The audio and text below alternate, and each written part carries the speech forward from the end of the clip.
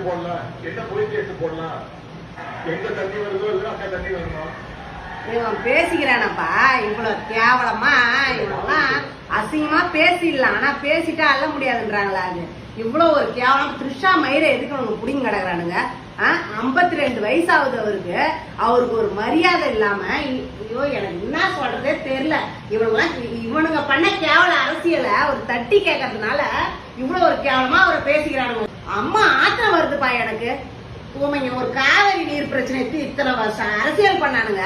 ஒரு காவிரி நீர் பிரச்சனை தீர்த்து வைக்க இவனுங்களால முடியல. பேச முடியும், கோபம் வருது. இவனுங்க எல்லாம் இட்டுன்னு போய் எனக்கு உதைக்க விடணும்பா. இவனுங்கெல்லாம் கம்யூனிட்டி பசங்க. விஜய் சிஎம், விஜய் மட்டும் தான்டா சிஎம். நான் உடனே சொல்றேன் பாரு, இதுக்கப்புறம் இவனுக்கு வரமாட்டானுங்க. ஏன்னு கேலாம், ஒரு பொண்ணை பத்தி இவ்வளவு கேவலமா பேசுறானுங்க. ஏன் விஜய அசிங்கப்படுத்துறதா நினைச்சு த்ரிஷாவை அசிங்கப்படுத்துறானுங்க. இவனுங்க இவ்வளவு கேவலமா பேசுறாங்க. இவனுக்கு எந்த பொம்பளையாவது ஓட்டு போடுவாளா? எவ்வளவு போட மாட்டான். பீவார கட்டையில தான் இவனுக்கு எல்லாம் அடிப்பா. என்னன்னாப்பா, அரெஸ்ட் பண்ணின்னு போறாங்க அந்த கம்யூனிட்டி எட்டுக்குன்னு. அவர் அப்படியே நம்ம பெரிய தியாகம், நாட்டுக்கு நம்ம தியாகத்தை பண்ணி வாரி வள்ளல் மாரி சிரிச்சுக்கினே போறான்பா. அவன் செருப்பு என் கிட்ட இருந்தான்னு வச்சுக்கேன், கண்டிப்பா செருப்பாய பீவார கட்டையில அடிப்பான். தொடக்கட்டை நாய. இவனுங்களாம் யாருப்பா தளபதியை பத்தி பேசுறதுக்கு? அவர் எங்க நல்ல அரசியல் பண்ணிடுவாரான்னு பயப்படுறானுங்க. அதனாலதான் இவ்வளவு கேவலமா பேசுறானுங்க. சீமான் கம்யூனிட்டி பேசியிருந்தான் பாரு, இடைத்தேர்தல் வந்தா கிழிச்சிருவான்.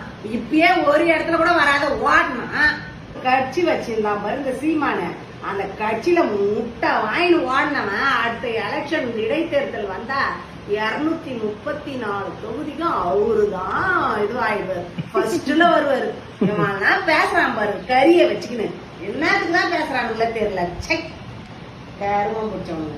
இதுக்கெல்லாம் விஜய் ஒரு முடிவு எடுத்துன்னு வரணும்பா. இதுல கண்டபடி பேசாத அளவுக்கு ஒரு எல்லாரும் வாயும் அடைக்கணும்.